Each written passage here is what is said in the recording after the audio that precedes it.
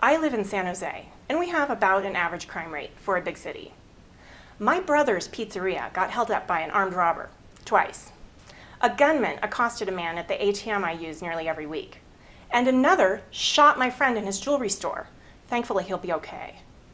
I applied for a permit to carry a handgun, but I was denied, even though I am a certified pistol instructor and trained in self-defense. California's gun laws make it nearly impossible to carry a gun to protect yourself. But here's what's really crazy. There was an armed robbery in the parking lot at my condo. I told one of the cops who was investigating that I'm not allowed to carry.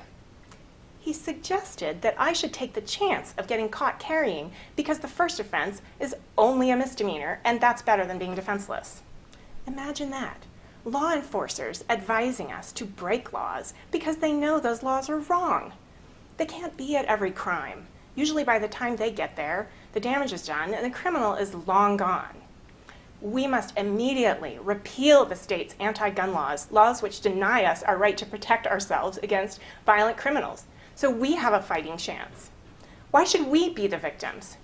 Repealing the anti-gun laws will make us safer and lower crime, because violent criminals don't want to get shot either. Let's make it dangerous for them to threaten innocent people, so we're free to be out at night, to get cash from ATMs when we need to keep our stores and homes protected. We'll all rest easy knowing that our loved ones will be safe.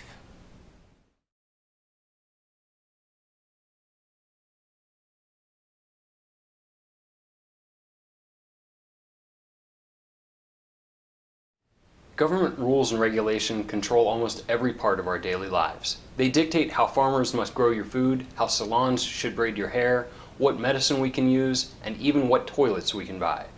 Big companies and cartels lobby regulators to pass these regulations, often making it impossible for small businesses to compete. Government regulations cost you and American businesses $1.75 trillion every year. What if companies could opt out of government regulations and be regulated by the market instead? One solution is to pass a constitutional amendment that guarantees the right of businesses and consumers to do business how they see fit. Any business that prominently displays a sign saying market regulated, not government regulated, will be free of all government regulations, excepting those that affect the environment. After 5 years, we'll end the sign requirement because it will no longer be needed.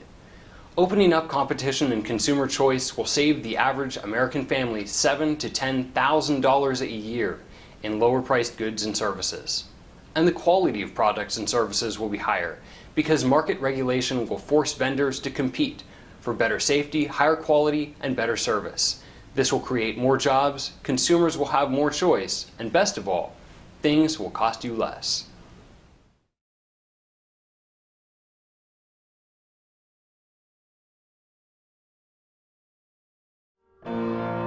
I personally met a guy. He was knocking door to door on houses, begging for money. And I asked him, what is it that you do for a living? He says, I'm a plumber, but I'm not a licensed plumber, so I can't work. He had been laid off by his company. They had him doing everything that plumbers do, and then when they were done with him, they laid him off, and he was out of work, and he had no way to make a living. Even though he knew how to do plumbing, he could unclog sinks, he could change toilets, he could do anything he wanted to. He couldn't work. He was stuck with begging because he didn't have a license. Texas law requires licensing for all plumbers. Technically, without a license, a plumber can't work independently. The system also lends itself to widespread fraud because companies, the way the rules are written, can send out a non-licensed plumber. They can charge the customer the same rate as they would charge the customer for a licensed plumber. But they get through the state laws by having one licensed plumber on staff. Even though they don't send that guy out to do the work, they send a regular guy out to do the work, they still get to charge customers the same high rate. The results of this are higher costs for customers and with no significant increase in quality of workmanship. As a libertarian solution, we need to seek a replacement of the state licensing board for plumbers and replace that with a private system of certification. The reason the certification process is more of a libertarian principle is because it's voluntary. It's voluntary on the part of those who choose to do plumbing as to whether or not they want to get certified. It's also voluntary for the customer, as the customer gets to choose whether or not they want to have a certified plumber do the work for them or not.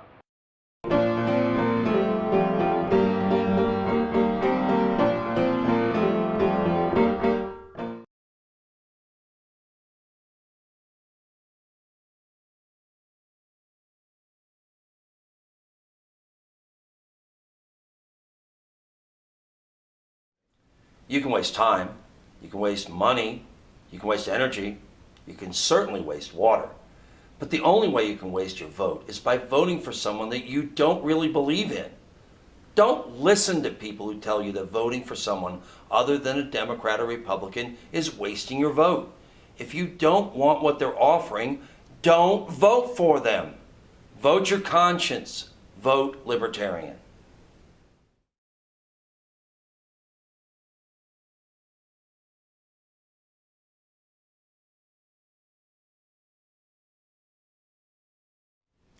Hi, my name is Fred Stitt. I'm an architect. I happen to be an authority on energy systems. I have published and taught on the subject for many years, and it's very well established that you can have your electrical bills cut in half. The secret is to get rid of government-protected energy monopolies. Years ago, we had a great precedent.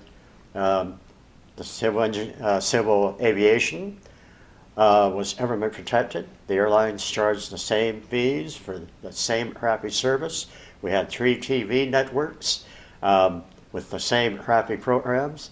We had one phone company with very poor service. It used to be a subject of humor on Saturday Night Live. All these are gone now. These industries are highly competitive. They've been liberated.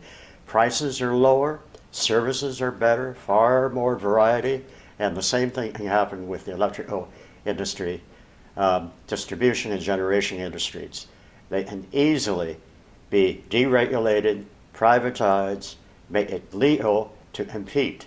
You can now start your own airline, you can start your own TV network, little trick here, but you can do it. And of course, communications are wide open now. Electrical energy can be privatized as it has been in Germany and other European countries. They are reducing costs. Anybody can start their own energy company, and the results are spectacular. Massive new technologies coming into play that save electrical energy, save the costs, and give consumers wide choices. It can be done, and I would guarantee at least a 50% drop in utility bills, probably more. If you're paying $200 a month now, you'll be paying $100 instead, a savings of about $1,200 every year, $12,000 over 10 years, money that can go to your budget, to education, savings, whatever. And free market utilities, they will conserve energy, they will save you an enormous amount of money, and we'll see new technology emerge that presently is undreamed of. So let's free the electrical industry.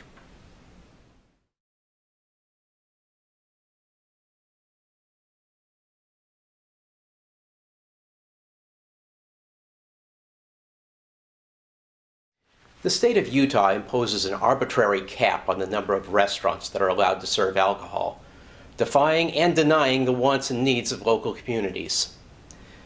Right now, more than 100 applications are lined up at Utah's Department of Alcoholic Beverage Control.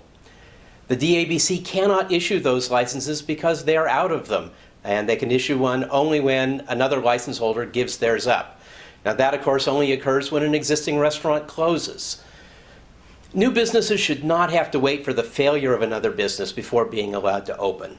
This artificial cap on the industry destroys job creation and denies businesses and consumers their free choice.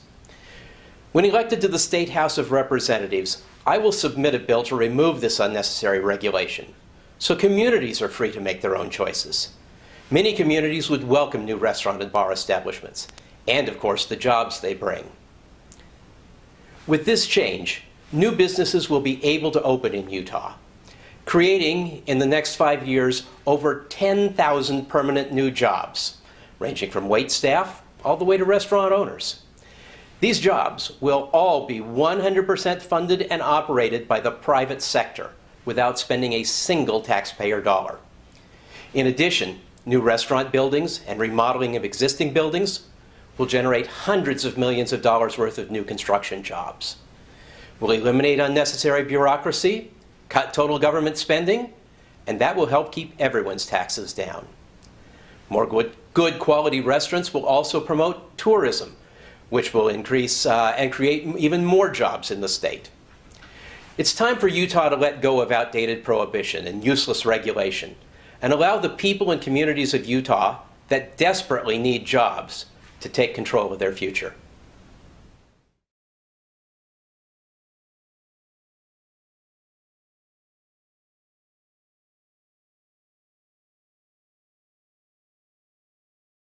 Many states have gay marriage initiatives this November. We as libertarians support initiatives to give all gay men and women the same rights as heterosexual couples to marry. It is simple. The Constitution never mentions marriage once. However, the Declaration of Independence mentions the pursuit of happiness. We libertarians want gay, loving couples to not only pursue, but achieve married happiness. Why shouldn't everybody be happy? Support happiness, vote for gay marriage.